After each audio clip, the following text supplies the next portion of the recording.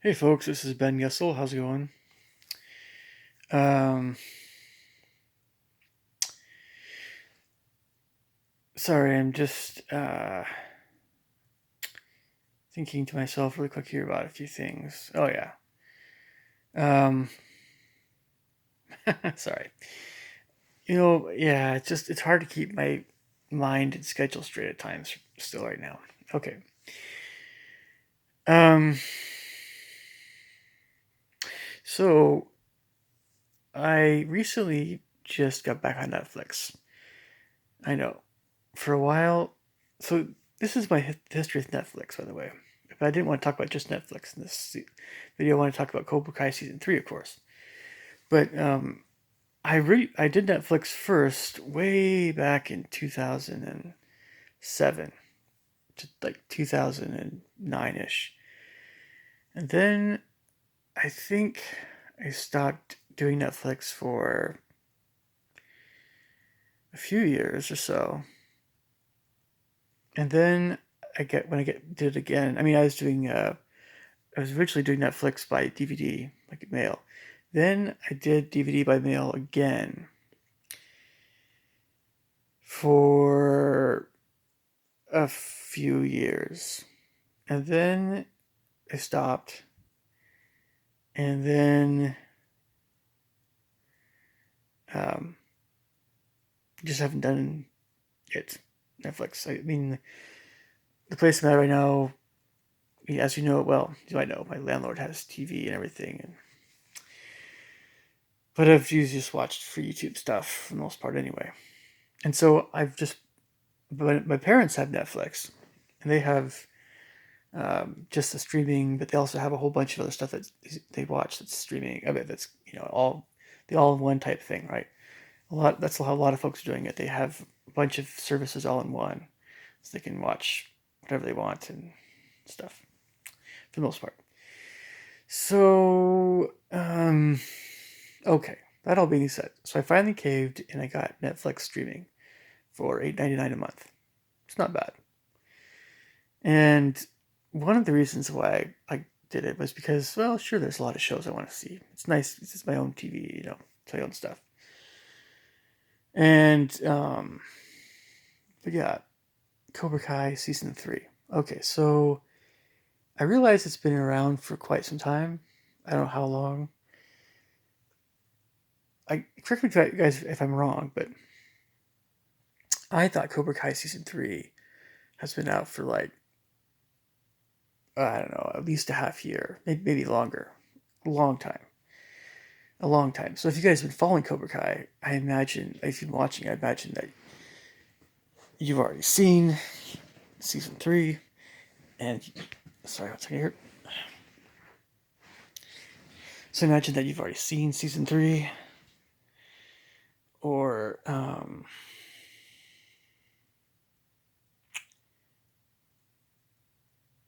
you've at least, I don't know, seen some of it.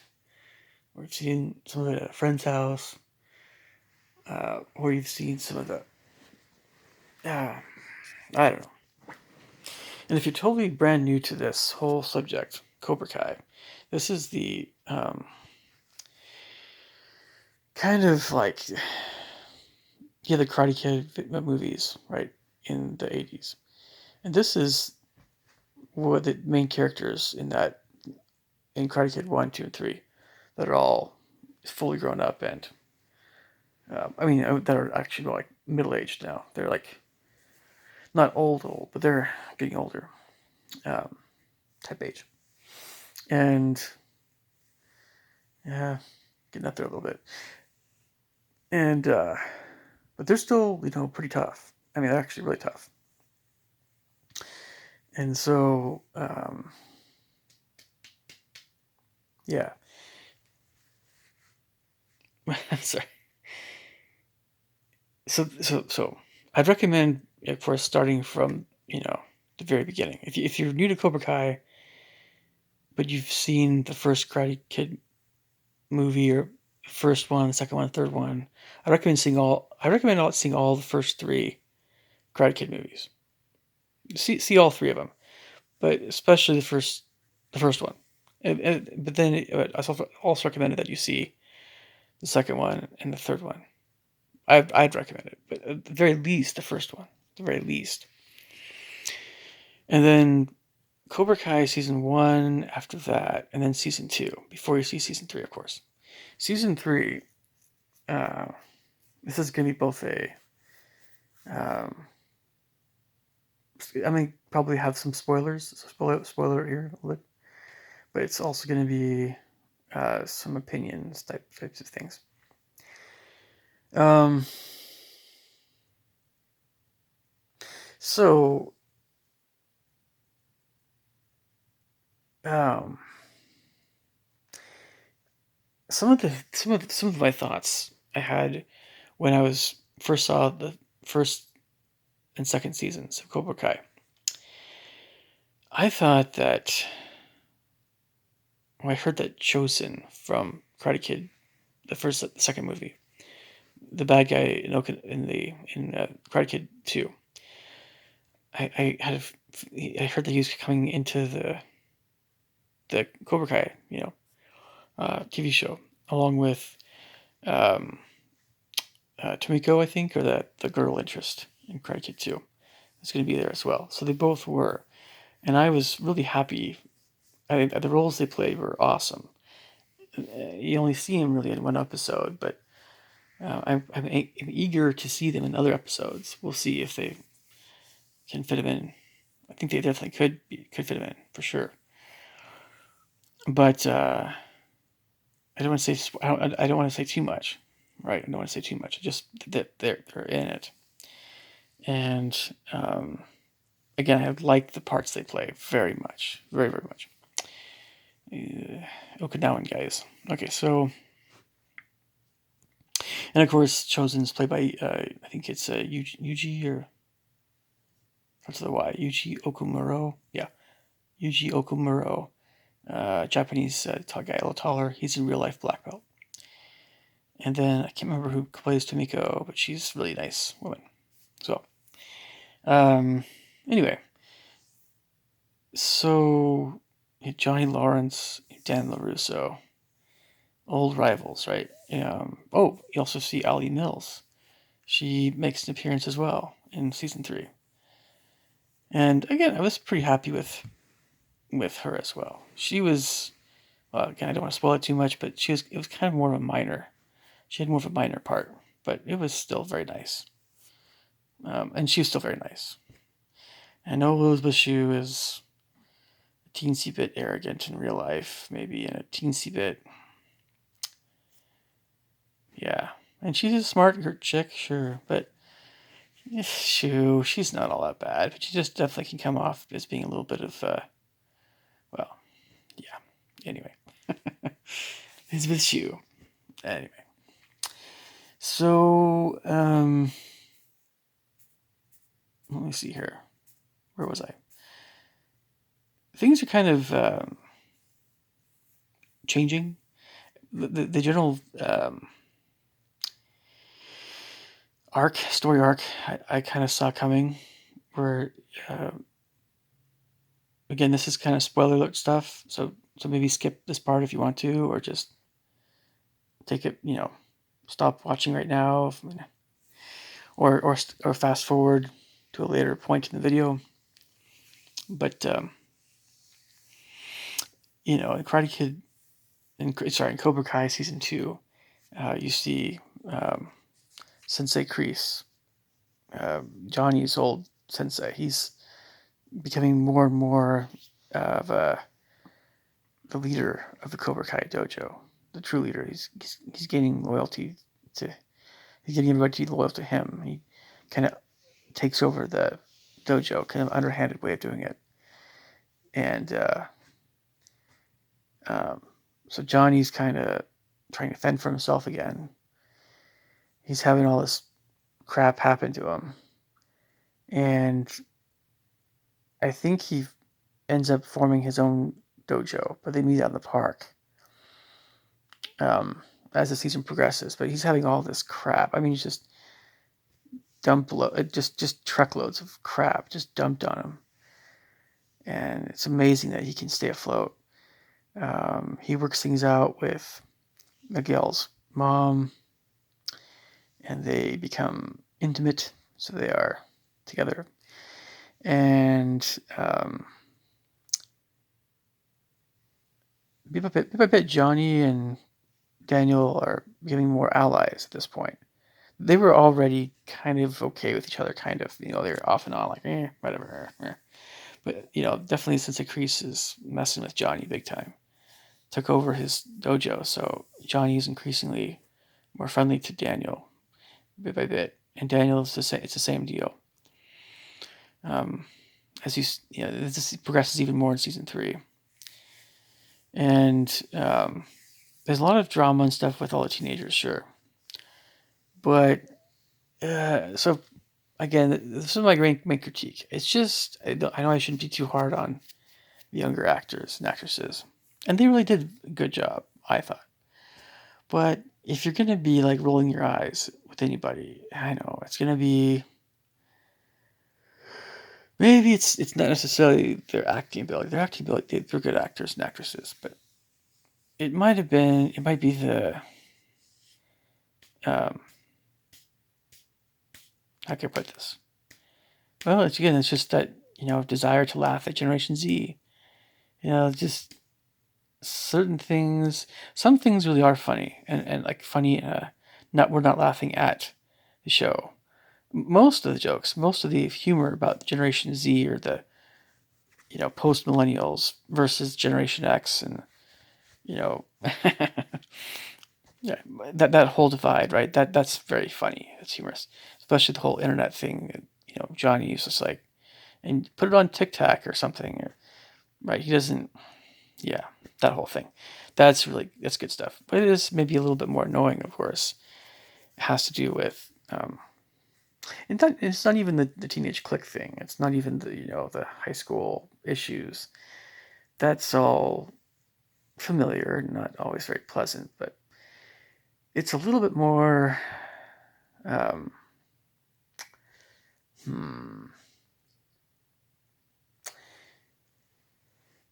I don't know. Okay, I'll pick on Samantha LaRusso or that one Mauser girl who plays Samantha. I don't want to. She's a really nice girl. She really is. It's not really her. I just it would be great, and I get what kind of character she has, and it's really not worlds apart from Karate Girl or Daniel's love interest in Karate Kid 3 kind of girl. So brown hair, Italianish, tough girl kind of, but not Tom, not Butch, not Tom, certainly not Butch, right? Certainly not that, but a little bit tomboyish, not a dainty girl, not a pretty girl, and not a vain girl, just a nice girl, down to earth. That's Samantha's kind of character, right? Samantha LaRusso, and so I'm getting that vibe, but I'm also getting this very nice, sweet girl, a very nice girl. She's a very nice girl. I think that they put a lot of thought into she yeah. I know what kind of I know, but it's a little bit more like um I don't know. I would like to see I'll put it this way. I like to see Samantha LaRusso in this story go through some serious crap. Or if she's going to be like a brave girl, she's going to be like a tough girl, she's going to be the karate girl kind of thing. I want to see some drama. I want to see her go through some real. She's gone through some of that, but like crying and bravery, and she does. And actually, she does that again. So people are saying, "Why are you critiquing her?" I want to see more of it. I want to see more of it. I mean, I think that the actress is good. She's capable of doing that. I want to see when she smiles, right? When she's happy. I want to see her just light up more. It's part of what I'm saying is it's a little bit more plot oriented too, because high school is a very awkward time. It's just not fun. I don't know. It's kind of like we want to see Samantha LaRusso really be happy, really truly be happy, without that little, without any reservations, and you know, probably Miguel should be like the guy for her, right? I was thinking maybe Johnny's son, Robbie, who's the rebel, right? I was thinking maybe Robbie, but at this point, I don't think so. I don't think so. I think it should be Miguel, and that's where we all want to go with it. We want Miguel with Samantha to be a couple, right? Right. Um, I just want to just go for it and just be a nice girlfriend and just yeah, because you know, especially if you're a girl, if you're a woman, young woman, whatever, a person of the female gender, and you're watching this show, and you're getting personally invested in these different characters, I would imagine that Samantha LaRusso's character would probably be pretty important to you if you're any kind of girl or any kind of young woman that is more like myself or someone that I would date, that kind of woman. If you are rooting for the good guys, more or less, rooting for the bad guys, right? But if you probably, if you're that kind of woman, you're probably going to want to root for Samantha, of course. So you want Samantha to just step up to the plate, right? Be the brave girl, and yeah, yeah. And you wanted to not have to. It was so satisfying for me to see her like stand up to her snotty friends, who became, I think, some of them changed over time. You see them change a little bit over time. Although I can't say that, uh, I can't say that I'm really head over heels, a huge fan of all the teenagers. I'm probably a bigger fan of the Stranger Things preteen crowd, or teen, the way that, maybe that's just, I love 80s nostalgia kind of things, but I'm getting too sidetracked here. Basically, it's just a lot of what the teens are doing is just great. I think it's great. Some of it's a little annoying, of course. It's really not all that annoying. Um, it's a little bit hard to believe certain things at times.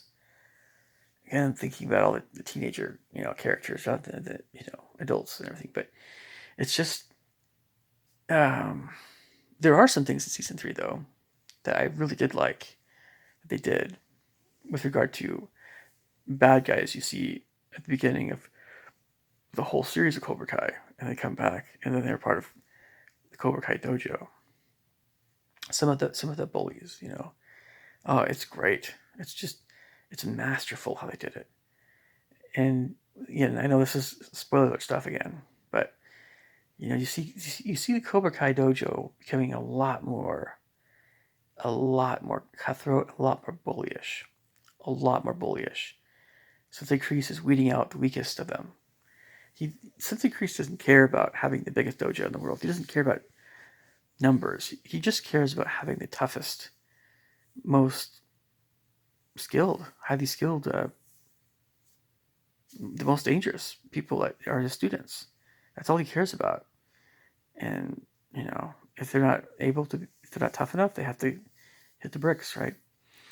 Um, and so you see,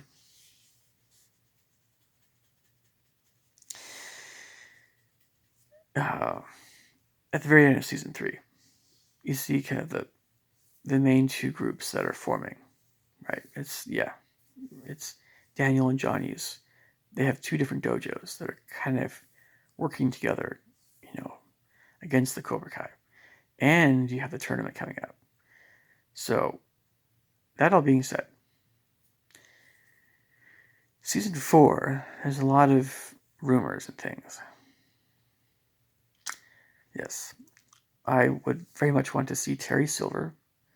And I do believe he's coming in. I'm not 100% certain about that, but I think Terry Silver from Karate Kid 3. John Kreese's army buddy. He's coming in. I'm hoping that Mike Barnes is in there as well.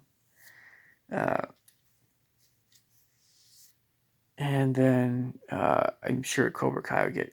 And Robbie is like very much loyal to Kreese right now. And he's really he's just like he was in jail for a bit and he was beat up and he had to learn how to deal with these really bad guys, and so he got a lot tougher in a way, a lot tougher in a way than even before. And he was already tough, when he was younger.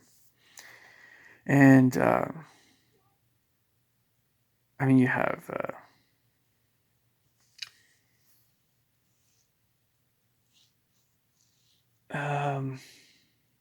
yeah. I mean, season 4 could be pretty stinking intense. Um, anyway, so a few thoughts here about season 3. I love it. I just couldn't get it. I just watched. I couldn't put it down. This last Sunday evening, I was just watching it at my parents' house. I couldn't put it down. I was so good. Can I pay the price? But it's that good, folks. You're gonna want to pick a day to see it where you just watch it back to back, the whole thing. You could probably see all of Cobra Kai in one day, technically, because it's 3 seasons, 10 episodes, each are a little bit over half hour. So that's, um, well, actually, you probably need 2 days to watch it, probably, because that would be a half hour times 10. That's 5 hours, 15 hours. Oh man, that's a lot of Netflix in one day. So maybe I'm too critical of some. It just,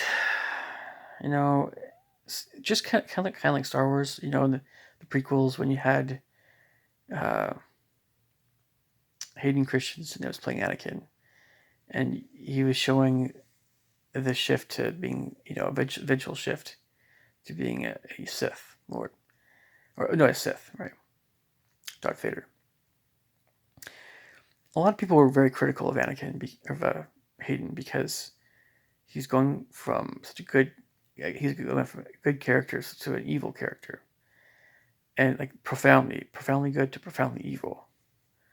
A big jump, really big jump. And so it's, how do you do that? I thought Hayden did a very respectable job, considering everything. I think even better if Hayden as a person. I love Hayden. I think Hayden's one of the nicest guys in the world, man. I really, really do. But it's not easy to pull that off, and I just, so I think people need to cut him some slack, man. Like, really, seriously, he did a great job playing Anakin. Great job. But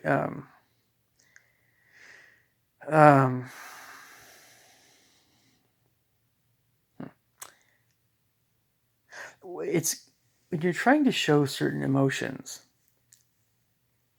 and the younger the actress, it's a tricky thing. Trying to be Marlon Brando. Oh my gosh, that level of acting. I mean, and Darth Vader was already such a presence. James Earl Jones' voice. Of course, that one British guy who's really tall. What's his name? Anyway, I remember the guy who actually was behind the Darth Vader costume. Stanley Pruitt or something. I can't remember exactly. Anyway, but the character was a big deal. Anyway, where am I going with this? Well, it's just, and same thing with Harry Potter. It's like, if you have younger actors and actresses, teenagers, you can nitpick all their little things that they do that are, whatever. Personally, I think the guy that did Miguel, I'm not sure. I know he's from South America. he's like, he's good. Everybody's good. I was being tough on the girl who played Samantha a little bit. I know, and the bad girl was pretty cool too. Pretty solid performances, really overall. I think again, it's not necessarily the how well they did. It's looking more at okay. One of the big things I'm thinking about is yeah. Okay, there's two trains of thought here. One, girls are not as tough as guys. They're just not. Sorry, it's just ugh. But I'm not saying they're complete wimps. I'm just saying, uh, you know. So girl versus girl and guy versus guy, I think, is just fine. I mean, to watch that kind of fighting in believably, that kind of believable fighting in Cobra Kai. But a girl against a guy, that girl needs to be stinking tough, to even stand a chance against a guy. And when I say guy, I mean any man who's gone through puberty and has a deeper voice, right? The added height and muscle and power. Girls can't stand up to that unless they're seriously like burning the testosterone type of girl, super butch type girl. Okay. And they're quick in their because no, it just doesn't work that way. You can be very highly skilled. That's fine.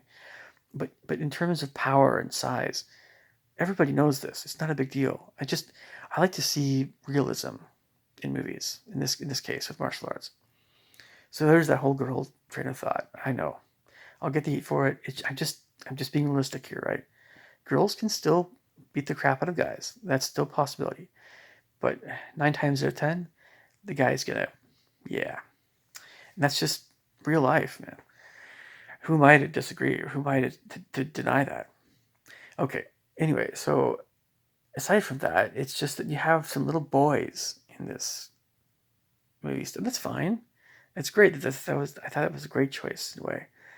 But little boys, like little 14-year-old boys that haven't gone through puberty yet, 13, 14-year-olds, they're still 4 foot 9 or 10, 5 foot maybe, or something like that, something along those lines, 5'2", and they're up against, adult-sized teenagers. No, I mean, like, come on, man. uh, I don't know. I don't fully agree with that whole thing. You get some little boys seriously beat up. I mean, not even just they shouldn't even. Oh man, just I kind of this is kind of a big thing. You put a 13-year-old boy who hasn't gone through puberty yet. He's still kind of a short guy. He still has a high voice. You put him up against a 16-year-old or 17-year-old boy. He's almost fully grown, and deeper voice. Is shaving. Tough guy, right? Oh man, that tough guy in an actual fight is gonna put that boy in the hospital. No, just oh, well, I mean, they included the little boy or a few little boys in there. I think there's a few of them. There's an Asian kid. There's a white kid. I'm sure they did that because maybe they wanted to appeal to the younger teens too. Okay, all right, okay, I get it. Part of me, my heart goes out to the preteens too. I mean, the preteens should have their own show. I know we had Jaden Smith and the Karate Kid thing, and that was a great show. But maybe some people were very critical of that show. I get it. I know. I get it. So maybe the writers were thinking, hey, let's just combine the two. Let's have the kids that haven't really sprouted yet, and then we have the older teens, right? That are, yeah, right. Kind of works. Kind of. I don't know. Again, oh man, I want the little guys to be fighting each other. I don't want any bigger guys to mess with the little guys. That's all I'm saying. Okay. All right. You leave the thoughts, comments below. I'll catch you guys later. Take care. Bye.